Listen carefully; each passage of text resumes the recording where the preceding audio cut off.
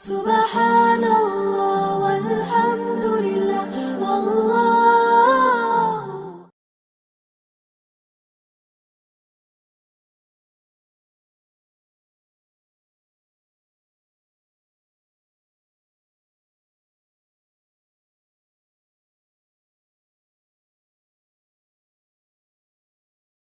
446 میں آ کر شیعوں کی حکومت کو ختم کیا تغرل بیگ سلجوکی نے.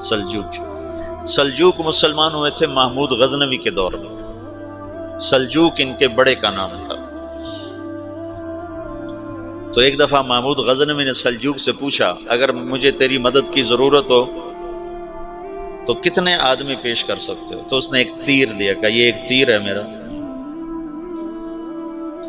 کسی کو یہ تیر بھیج کر میرے علاقے میں بھیج دو تو چند گھنٹوں میں 1,00,000 تلواریں تیرا پیرا دینے کے لیے تیار ہوں. میرے پاس اتنی طاقت ہے. تو یہ سلجوک کی نسل میں تھا تغرل بیگ.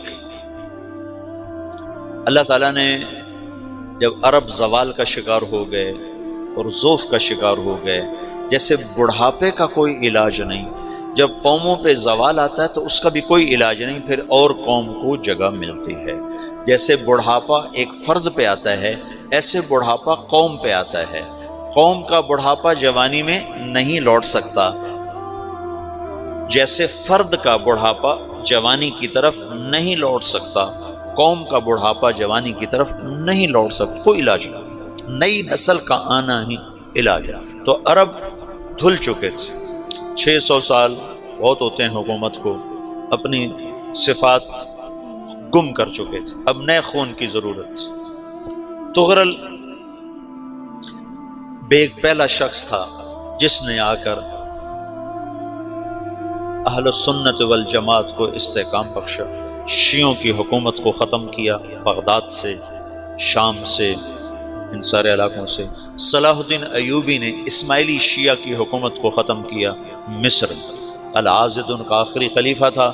صلاح الدین ایوبی نور الدین زنگی رحمۃ اللہ علیہ کا پروردہ تھا، اس کا دوست تھا، اس کے دوست بھی تھا، بچہ بھی تھا اس کے سامنے.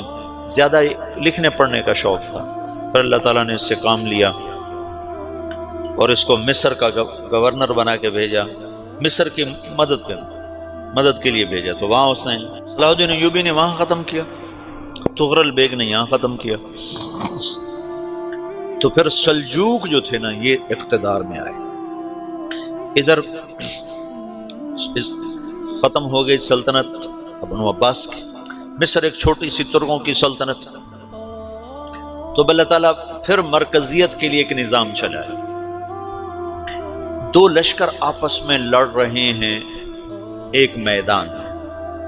ایک جنگلی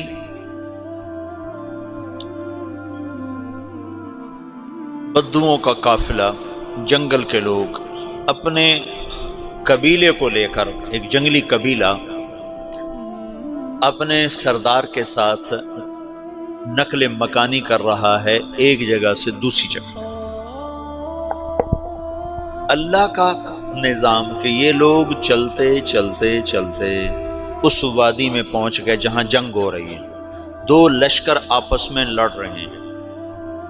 جب یہ وہاں پہنچتے ہیں تو ایک لشکر کے قدم اکھڑ رہے ہیں اور دوسرا غالب آ رہا ہے. ان کو نہیں پتا شکست کھانے والے کون ہیں اور فتح پانے والے کون ہیں، ان کو نہیں پتا. اس جنگلی قبیلے کے سردار کا نام بھی تغرل ہے، تغرل. تو یہ سردار کہتا ہے جو شکست کھا رہے ہیں ان کی مدد کرو. کچھ پتہ نہیں کون ہے، کہتا جو شکست کھا رہے ہیں ان کی مدد کرو. تو 400 وحشی جنگلیوں نے فاتح لشکر کے پیچھے حملہ کر دیا. وہ تو ایک کافی ہوتا تھا، 400 دوڑ جب تلواریں پڑیں تو چند لمحوں میں نقشہ بدل گیا. بھاگنے والے جم گئے اور جمنے والے بھاگ پڑے. جب جنگ ختم ہوئی تو شکست خوردہ لشکر کے بادشاہ نے ان کو بلایا. اسے پوچھتا ہے مجھے جانتے ہو میں کون ہوں؟ کہا نہیں. کہا تو تم نے میری مدد کیوں کی؟ کہا انسانی ہمدردی کی وجہ سے، تمہیں شکست ہو رہی تھی اس لیے تمہاری مدد کی۔ اور اس نے اپنا تعارف کرایا، میں ہوں سلیمان سلجوقی، ترکی کا بادشاہ۔ مسلمانوں کا لشکر تھا اور تاتاریوں سے شکست کھا رہا تھا، تاتاری فتح پا رہے تھے، مسلمان شکست کھا رہے تھے۔ تو وہ اللہ کی غیبی مدد بن کر آئے۔ تو وہ اس سے کہتا ہے میرے ساتھ رہنا پسند کرو گے؟ تم نے میرے اوپر احسان کیا ہے، میں اس کا بدلہ دینا چاہتا ہوں، میرے ساتھ رہنا پسند کرو گے؟ کہنے کا کر لوں گا۔ تو اس نے اس کو لے کر ترکی آیا، اور استنبول اس وقت روم کی حکومت میں تھا، اسے فتح کیا اس تغرل کے آگے چوتھے پانچویں پڑپوتے محمد فاتح نے۔ تو یہ استنبول ہے، یہ ترکی ہے، بیچ میں ایک چھوٹا سمندر ہے، یہاں ایک جاگیر ہے۔ تو سلطان سلیمان کہتا ہے یہ جاگیر تجھے وقف ہے، ادھر سے رومی مجھے تنگ کرتے ہیں حملے کر کر کے، تو میرا دفاع کرتے رہنا، یہ جاگیر تیری۔ یہ اس جاگیر پہ اس نے اپنے قافلے کو آباد کر دیا، اپنے قبیلے کو، اور ایک چھوٹی سی حکومت بنا لی، جو ایک صوبہ سمجھو سلمان سلجوقی کا، وہ ایک چھوٹا سا صوبہ ہے۔ وہاں جب یہ رہ پڑا تو پھر یہ ایک شیخ کے بیت ہوتا ہے، وہاں شیخ طریقت ہے، ان کے یہ بیت ہونے جاتا ہے، وہ اس کو رات اپنے پاس ٹھہراتا ہے، تو ایک کمرے میں ان کا خادم ٹھہراتا ہے۔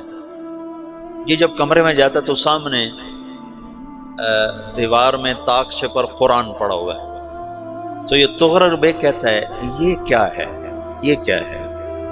تو وہ خادم کہتا ہے یہ کتاب اللہ ہے، قرآن ہے۔ اچھا، وہ اس کو وہاں چھوڑ کے باہر چلا جاتا ہے۔ وہ دیہاتی آدمی، جنگل کا رہنے والا، پہلی دفعہ زندگی میں قرآن دیکھا، وہ کہتا ہے یہ قرآن ہے، اللہ کی کتاب ہے، میں اللہ کی کتاب کے سامنے سو جاؤں، کتنی بے ادبی ہے۔ تو اس نے ایسے قرآن اٹھایا اور سر پہ رکھ لیا اور کھڑا ہو گیا، ساری رات قرآن سر پہ رکھ کے کھڑا رہا۔ رات کے پچھلے پہر اس کو خواب آیا، کھڑے کھڑے اس نے دیکھا کہ اس کی پشت سے ایک چاند نکلا اور شیخ کی بیٹی کے سینے میں جا کے اتر گیا۔ پھر اس لڑکی کے سینے سے ایک درخت نکلا جو پھیلتے پھیلتے پھیلتے 3 بر اعظم پہ چھا گیا، افریقہ پر، یورپ پر، ایشیا پر۔ پھر اس کی آنکھ کھل گئی، وہ کھڑا ہوا ہے، تو اس نے صبح یہ خواب اپنے شیخ کو سنایا، تو انہوں نے اپنی بیٹی اس کے نکاح میں دے دی۔ اس بیٹی سے ایک بچہ پیدا ہوا، تغرل بیگ نے اس کا نام رکھا عثمان، عثمانی ترک نام سنا ہوا، جو میں نے کل بتایا تھا کہ 1924 میں وہ خلافت ختم ہوئی۔ تو ایک بیٹا پیدا ہوا عثمان۔ عثمان نے پھر ایک نئی اسلامی حکومت کی بنیاد رکھی جو 1924 تک چلتی رہی، کوئی 800 سال یہ حکومت چلی۔ تو حکومت کا شیرازہ بکھرا لیکن پھر جڑ جاتا تھا، اور وہ قرن اول والا جوڑ کبھی نہ پیدا ہوا، ٹکڑے بن گئے۔ ان ٹکڑوں میں اللہ لوگ پیدا